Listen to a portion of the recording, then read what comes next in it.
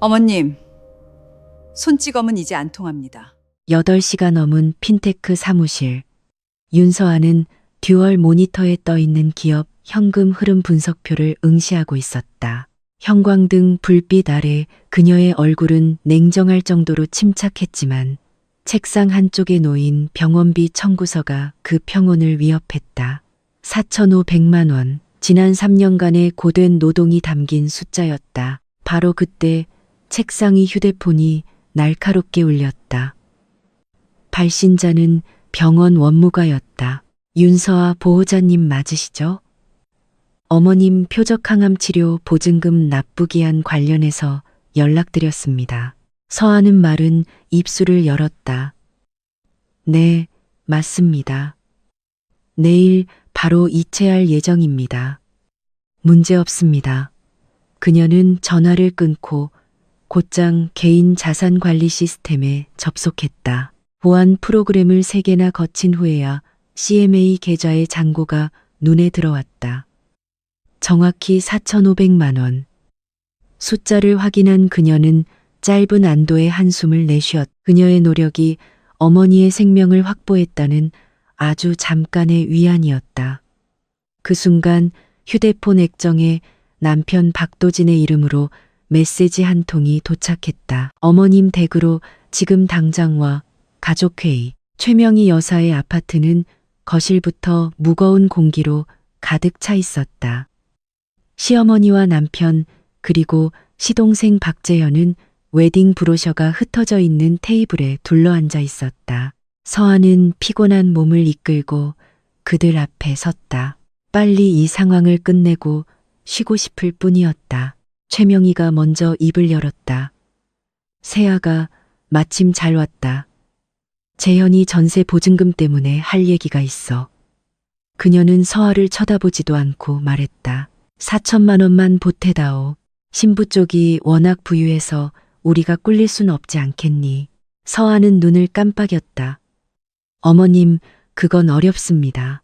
다음 주에 저희 어머니 수술이 잡혀 있고 그 비용을 내야 합니다. 그녀는 최대한 이성적으로 설명하려 했었다. 자신의 월급과 지출 내역을 머릿속으로 빠르게 계산하며 대안을 제시했다. 대신 결혼 선물로 200만 원 정도는 말이 채 끝나기도 전에 최명희가 소리를 질렀다. 뭐, 너 지금 우리 재현이 앞길 막겠다는 거냐? 며느리라는 게 어떻게 자기 엄마만 챙겨. 이 집안의 미래가 걸린 일인데. 옆에 있던 도진이 거들었다. 서아야, 너무 빡빡하게 굴지 마. 다 가족을 위한 일이잖아. 방법이 있겠지. 그의 목소리에는 미미한 짜증이 섞여 있었다. 서아는 더 이상 말이 통하지 않을 것이라는 사실을 깨달았다. 그녀는 차가운 침묵 속에서 몸을 돌려 아파트를 나섰. 등 뒤로 도진이 재현과 술잔을 기울이는 소리가 들렸다. 다음 날 아침 서아는 지독한 피로감 속에서 눈을 떴다. 옆에서는 남편 도진의 코 고는 소리가 규칙적으로 들려왔. 병원에 돈을 이체하기 위해 침대에서 몸을 일으킨 그녀는 스마트폰의 뱅킹 앱을 열었. 그리고 화면을 본 순간 그녀의 심장이 바닥으로 곤두박질 쳤다. CMA 계좌 잔고가 0원으로 표시되어 있었. 어젯밤 확인했던 4,500만 원이 흔적도 없이 사라져 있었다. 새벽 3시 거래 내역에는 그렇게 찍혀 있었다. 공인인증서와 보안카드는 물론 2차 인증 절차까지 거친 완벽한 출금이었다. 서아의 시선이 협탁으로 향했다. 그곳에 있어야 할 실물 OTP 생성기가 미세하게 자리를 벗어나 있었다. 외부 해킹이 아니었다. 내부 소행이었다. 그녀는 거칠게 도진의 어깨를 흔들어 깨웠다. 당신이야. 내 돈 어디 갔어? 잠에서 깬 도진은 눈을 비비며 태연하게 말했다. 그의 얼굴에는 놀란 기색이 전혀 없었다. 아, 그거? 진정 좀 해. 그냥 가족끼리 잠시 빌려 쓴 거니까. 서아는 당장 송금을 취소하라고 소리쳤다. 오늘이 병원 보증금 마감일이라고 어머니 목숨이 걸린 돈이라고 절규했다. 도진은 그제야 침대에서 몸을 일으켰다. 그는 서아가 잠든 사이 그녀의 지문으로 스마트폰 잠금을 해제하고 OTP 생성기를 이용해 돈을 재현의 계좌로 보냈다고 실토했다. 재현이가 결혼 축의금 받으면 바로 갚는다고 했어. 뭘 그렇게 심각하게 생각해. 그는 오히려 서아를 나무랐다. 어머니가 시키신 일이야. 가족을 위해서 희생 좀 할 수 있잖아. 경찰에 신고할 거야. 이건 명백한 절도야. 서아의 위협에 도진은 코웃음을 쳤다. 신고. 우리가 법적으로 부부인데 경찰이 뭘 어쩌겠어. 그냥 부부싸움으로 종결될걸. 민사로 가봤자 몇 달은 걸릴 텐데 장모님 수술이 그때까지 기다려주시나? 그 순간 서아의 머릿속이 차갑게 식었다. 법과 제도는 너무 느렸다. 어머니의 시간은 얼마 남지 않았다. 수년간 묵묵히 인내하며 지켜온 평화라는 믿음이 산산조각 났다. 그녀 안에서 무언가 단단히 부서져 내렸다. 순종적인 며느리는 바로 그 순간 죽었다.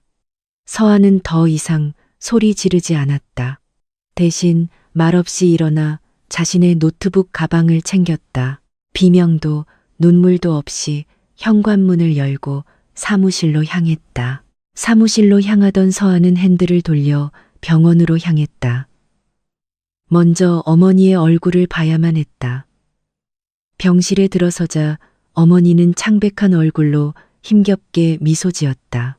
그래, 돈은 준비됐니? 서아는 애써 웃으며 어머니의 손을 잡았다. 그럼요, 엄마. 은행에서 처리하는데 시간이 조금 걸리나 봐요. 걱정 마세요. 복도에서 마주친 주치의는 서아를 따로 불러 세웠다. 그의 표정은 심각했다. 보호자님, 이번 주 내로 표적 치료를 시작하지 않으면 암세포가 림프절로 전이될 수 있습니다. 더는 미룰 수 없습니다.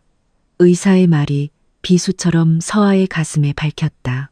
그녀는 비상계단으로 들어가 거친 숨을 몰아쉬었다. 무너질 것 같은 몸을 간신히 벽에 기댔다. 그녀는 휴대폰을 꺼내 박재현의 전세 계약금 지급 예정일을 확인했다. 정확히 사흘 후였다. 이혼 소송으로 시간을 허비할 순 없었다.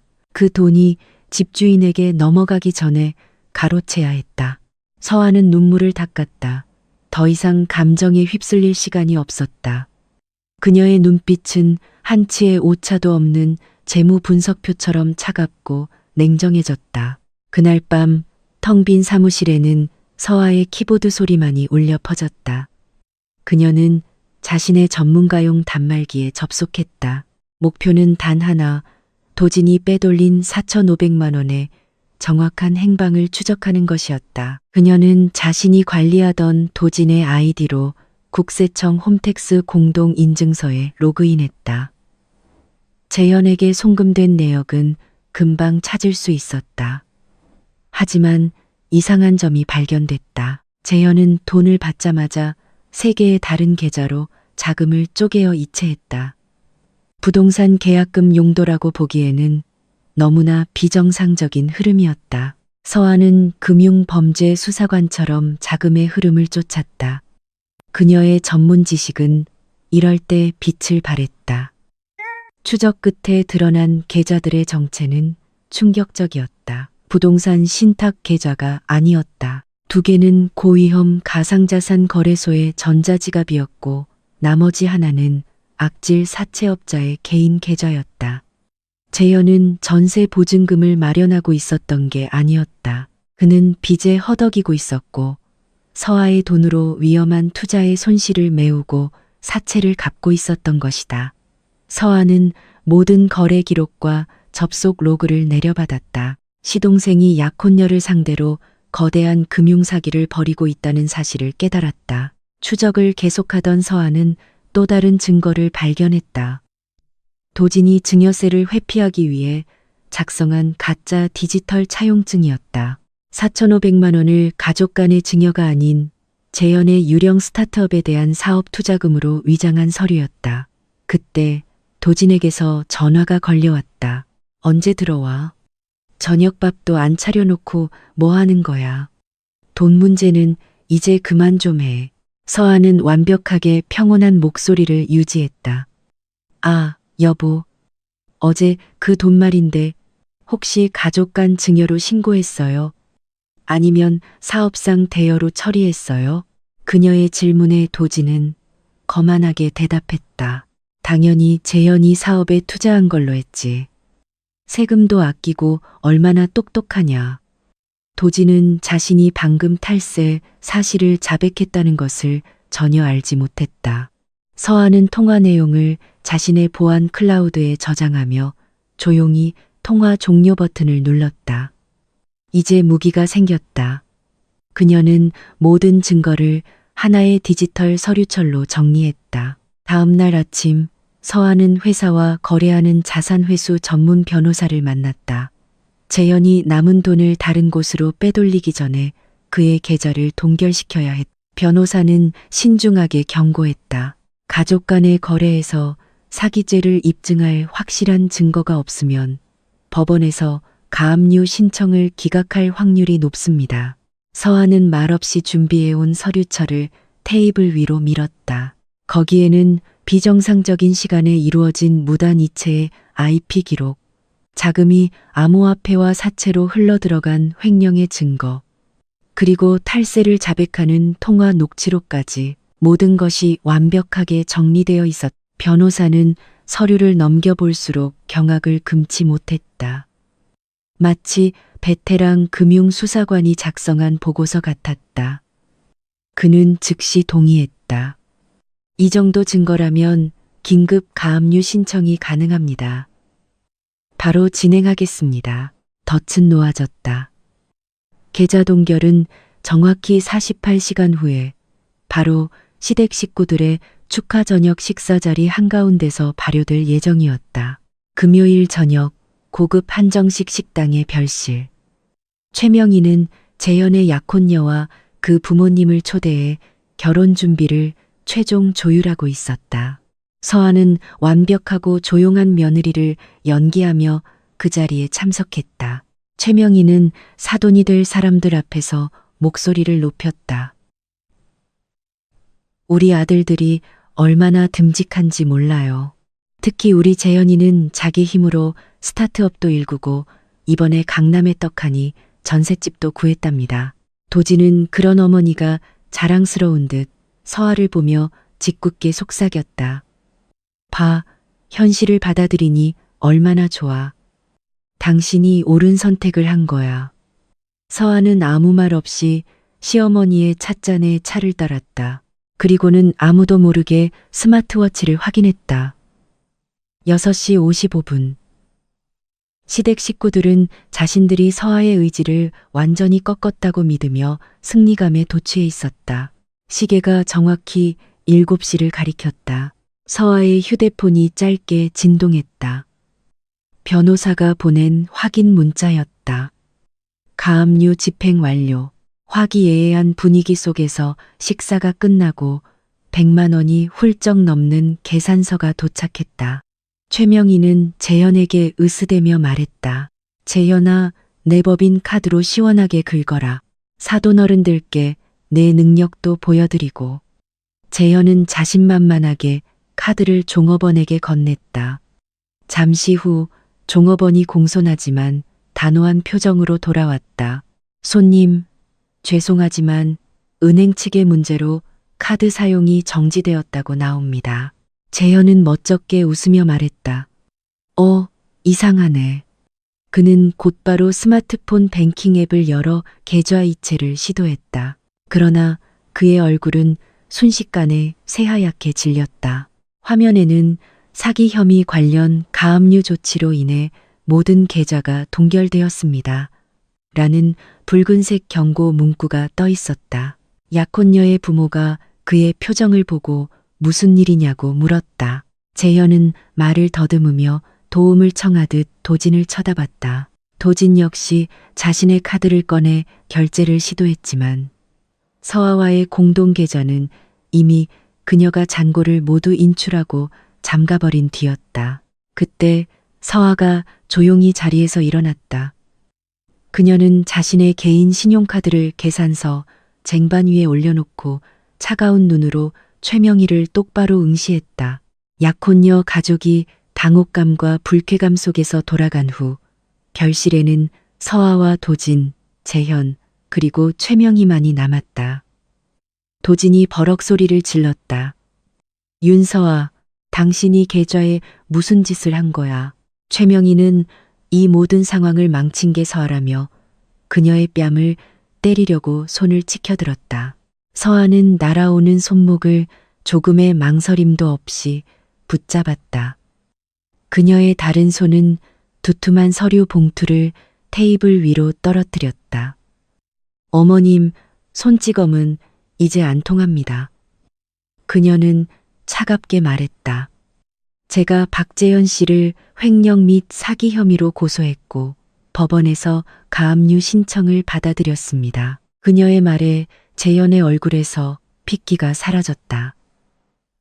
내일 당장 전세 잔금을 치르지 못하면 그는 집계약도 약혼녀도 모두 잃게 될 터였. 그는 결국 모든 것을 실토했. 어머니, 사실 그 돈 암호화폐 투자 실패로 이미 다 날렸어요. 최명희와 도진은 재현의 계좌가 동결되었다는 사실과 훔친 돈마저 사라졌다는 이중의 충격에 그대로 얼어붙었다. 도진은 서아 앞에 무릎이라도 꿇을 기세로 애원했다. 서아야, 제발 가압류 좀 풀어줘. 우리 가족이잖아. 어떻게든 해결해 볼게. 서아는 단호하게 고개를 저었다. 가족? 내 어머니 목숨값을 훔쳐간 사람들과는 가족할 생각 없어요.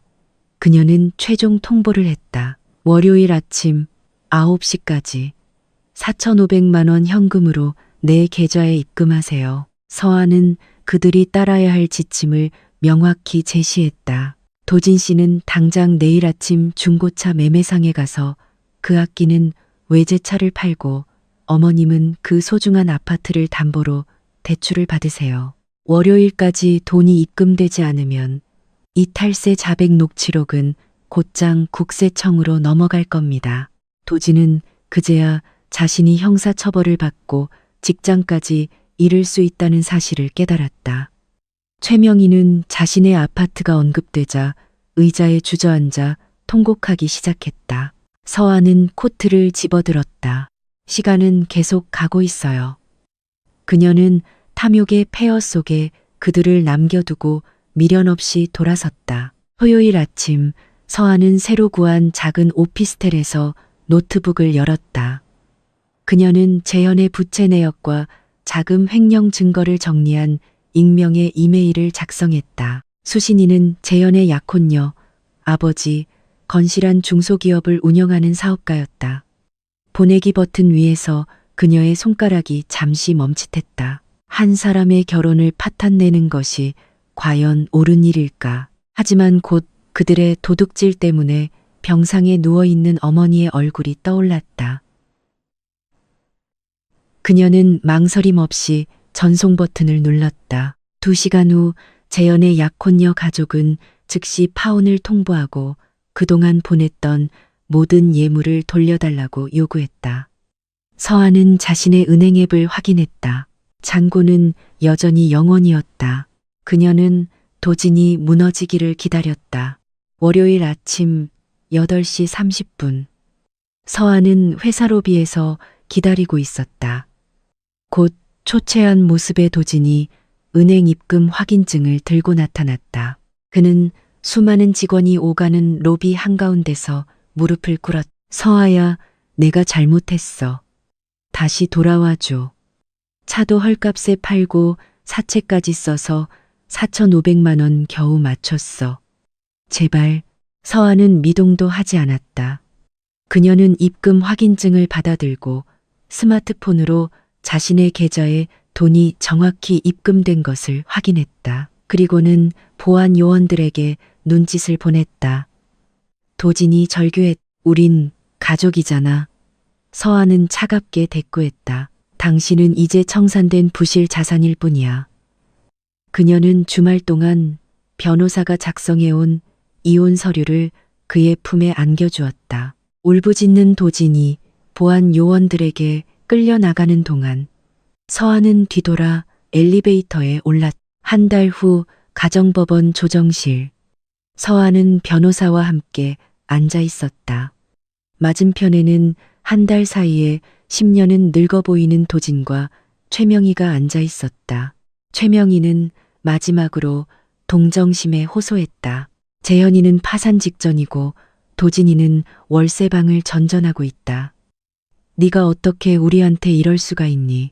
서한은 시어머니를 완전히 무시했다. 그녀는 오직 조정위원을 향해 말했다. 박도진 씨가 형사고소를 취하하는 조건으로 공동명의 아파트에 대한 모든 소유권을 포기하는 것에 서명했는지 확인 부탁드립니다. 조정이 끝나고 이혼이 확정되었다. 서한은 자신의 자산을 100% 지켜냈고 단 한 푼의 손실도 입지 않았다. 그녀는 자리에서 일어나 조정위원에게 정중히 고개 숙여 인사한 뒤 전 남편과 전 시어머니에게는 눈길 한 번 주지 않고 조정실을 걸어 나왔다. 몇 주 후 서한은 병원에 있었다. 성공적으로 표적 항암 치료를 받은 어머니는 빠르게 건강을 회복하고 있었다.